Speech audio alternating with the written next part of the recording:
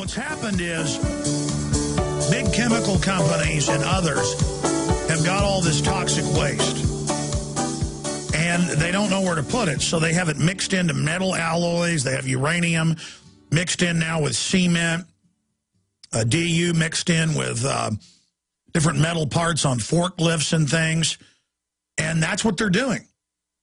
And I have actually seen some blurbs, but I haven't done much research into it, about all sorts of new chemical mixes that they're dumping on highways to, quote, keep the snow down, but that really it's that chemical companies have learned to lobby and sell to cities cocktails of chemicals that'll eat through ice, and it's just so they don't have to pay to store the toxic waste. They don't have to pay to have it shipped out of the country. They just dump it onto your highways. It's the oldest trick in the book.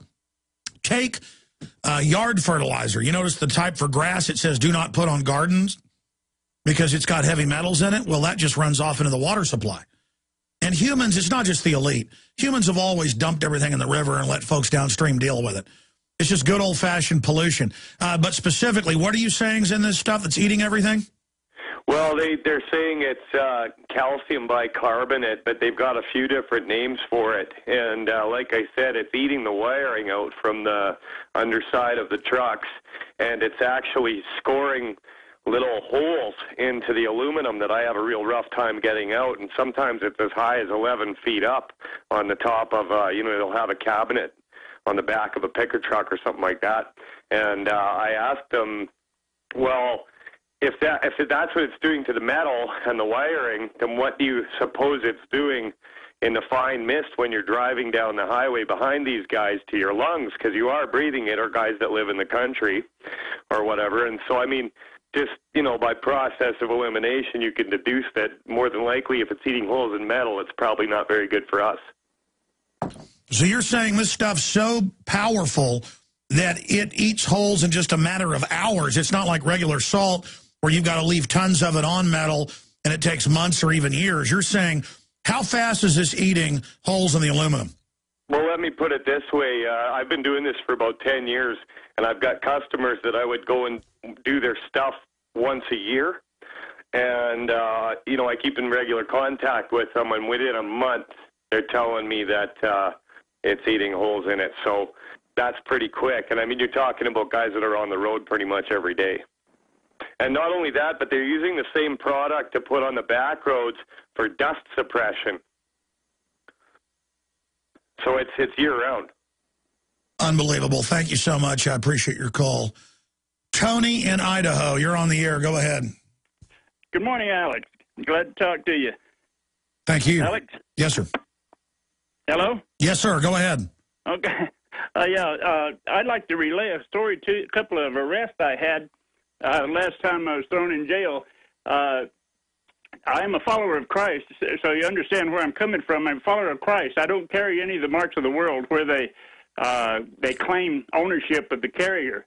So I've gone to jail so many times that I've lost count. And in the county where I was going to jail at, they got tired of paying for all these court costs and everything and jail time. So they started looking into the law to try to figure some way to keep me in jail for a long time. And the judge, the prosecutor, and the sheriff all ordered the deputies to leave me alone. And the reason I know this is because the very next day the deputy stopped me, and he held me for something like 30 minutes, threatening me, saying he's going to take everything I have. He said that they've ordered me not to do this, but as soon as they find out I can take you under law, I'm going to come after you, and I'm going to take everything you got and throw you in jail. No, sir, you've hit the key to everything here. Why do you think police admit, even in the news, they're ordered to release illegal aliens? Because the globalists want them here to drive down wages and to balkanize the country. I'm not even blaming the folks for wanting to be here. They're fleeing tyranny into another tyranny, but one that isn't as bad yet. But that's why the illegals are above the law, is because they just keep coming back and they just ignore all these fraudulent globalist laws. Okay? Now, the globalists call you a sovereign citizen. They say you're the #1 enemy because when they bring in their cashless society, everybody's going to start imitating what you've done. And if you don't follow what they're doing, they won't be able to get their New World Order. And so Agenda 21, all of it, is designed to bankrupt you and make you go into their compact cities to live in their government housing where you're forced to take the shots and all the rest of it. And so people like you who are completely dropping out of this corrupt system, you're the people they hate. And because they can't suck any money out of you, they're now leaving you alone. But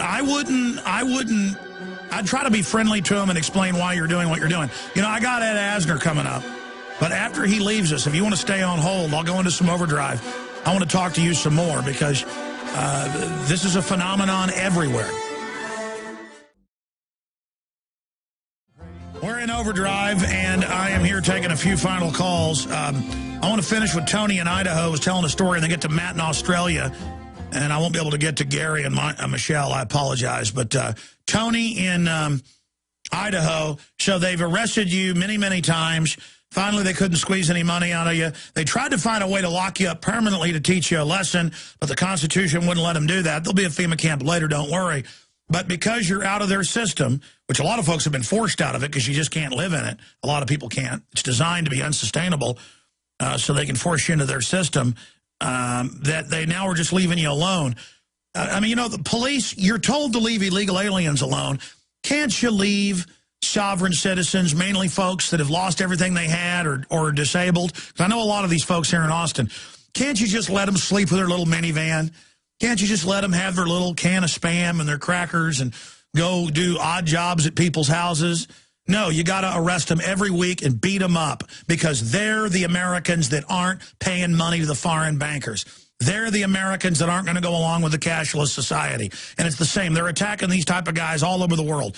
Let me guess your profile, Tony. Did I accurately guess it, or are you a handyman? Pretty much, yes. There you go. I just know hundreds of this guy. Okay, and so they attack you like you're the living plague because the feds have taught them so. Go ahead. Yeah, well, I was going to say the last cop that stopped me was a month after they had already told me that the sheriff had ordered him to leave me alone.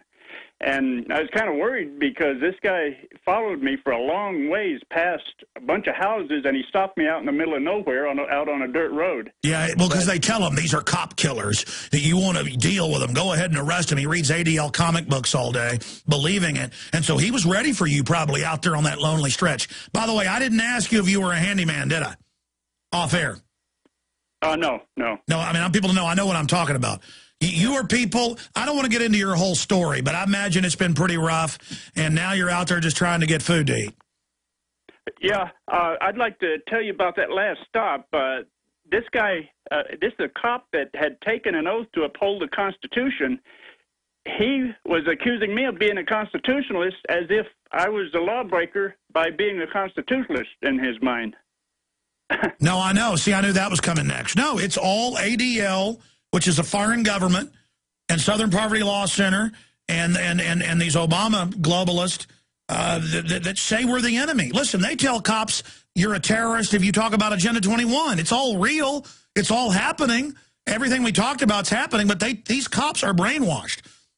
Listen, I have video of police finding a copy of a Constitution in a car, and they begin to hyperventilate. And you think it's a Monty Python joke. It's not. Yeah, one of the reasons that the sheriff had ordered them to leave me alone is because there is a maxim of law written in man's law, in American law, that states the source of the right determines the governing law.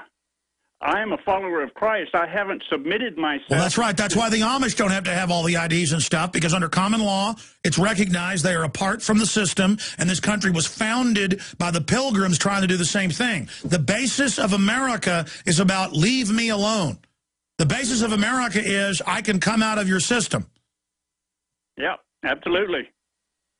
I know my ancestors hopped on a ship, a leaky ship, and came across the ocean trying to get away from all that stuff, but I mean, it's right back here. And they're like, well, you got to follow some law. Yeah, if it's not a totally lawless New World Order law, it's not constitutional. And our Constitution is based on God's law. It points out our law comes from God, and you're going to follow it. I'm going into more overdrive. I'm going to come back with Matt in Australia, Tony, and others. Tony, God bless you. I appreciate your call. I know the children. And I know myself. They say that if you know yourself, that that's the beginning of real knowledge. Fear of God is the beginning of knowledge as well. Ha ha ha. Bless your soul. You think you're in control. No, no one is in control, ladies and gentlemen, but God. And the fool has said in his heart, there is no God. All right. I want to hit a few other news items here before I finish up with some of these calls in this segment. And I also want to point everybody to a video that I put out Sunday morning that's got well over 200,000 views. And the way the YouTube system's delayed, I'll probably have 500,000 by tomorrow, which is good because this will really save a lot of lives. The secret of Whitney Houston's death discovered. And then I just get into the dangers of prescription drugs in the piece and point out that it was prescription drugs that killed her and not the illegal drugs. Not that I'm saying illegal drugs are good either. And I just point out the same globalists that are pushing prescription drugs on us are the ones bringing illegal drugs in. So it's an important video, and it goes along with an article written by Paul Watson that's also gone viral today. Establishment media hides fact that Big Pharma killed Whitney Houston. Here's some of the other articles at Infowars.com. Mossad boss secretly trekked to U.S. looking for Iran attack green light. And the media's leaking that. Kurt wrote about it. But that's just all part of this show, to act like Israel. And people say, well, you're defending Israel, saying the U.S. is involved. No, I'm not. The leadership of Israel's crazy wanting this war. And their own advisors have told them that on record. The point is the U.S. government's involved as well, because the U.S. government is globalist, just like Israel. Does that mean the Iranians are good? No. I don't like big government. I'm into the founding fathers and history. I don't like big authoritarian government. They're all bad. The Chi-Coms, the Russians, all of it. The world's in a lot of trouble. Free, good countries are very rare. You got to work really hard for them. So this idea of, well, you either are for the Iranians or for the United States. For the Iranians, Halliburton, for 15 years under sanctions, is the only company allowed to sell them oil-filled equipment, shutting down all our other companies. Halliburton's going to lecture us all day how patriotic they are when they're based in Dubai to get away from extradition charges. Ex-CEO, they're so patriotic. Blackwater, they're a bunch of globalists that hate this country. Their minions down at the grassroots level, killing themselves for the New World Order, think they're doing it for America. They take our best and brightest farm boys and turn them into New World Order killers. And they go around killing people all day, murdering people, torturing people, thinking they're defending America, doing the hard things they have to save the country. All right, I'm going to your calls. It's just I see this news. China avoids clear support for UN peacekeepers in Syria. I told you that was coming 6 months ago. They've always planned, it's part of a larger plan, Wesley Clark's talked about it, to invade. They've already got proxy armies invading from 3 sides. And they've got fake actors all over CNN who are the voice of the resistance, lying about casual. I'm not saying Assad's good, but it's clear exaggeration, like babies in incubators. How do I know it's all fake? I hardly watch CNN, but I heard about these people they have on via Skype video, so I started going and watching them. The guys, there's 2 of them, are such bad actors that Anderson Cooper, who CIA has on every day, they're such bad actors. Show to show, there's different accents, and they go back and forth in their perfect English accent, upper-class English accent, and into the fake Arabic accent of that region. I mean, they don't even have good operatives in there.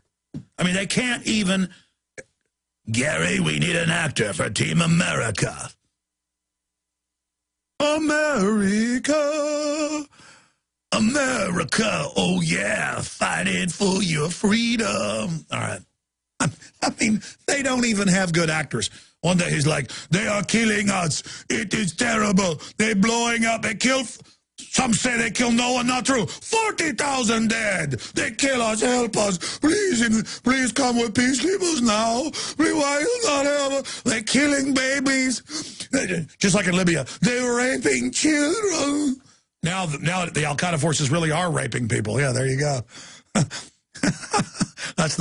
They're putting up a Team America where he's like, help me. And they're like, how dare you make fun of us? Fire another missile. That's hilarious. I watched that on the treadmill yesterday. It's not about being gay, Gary. I'm going to stop right there.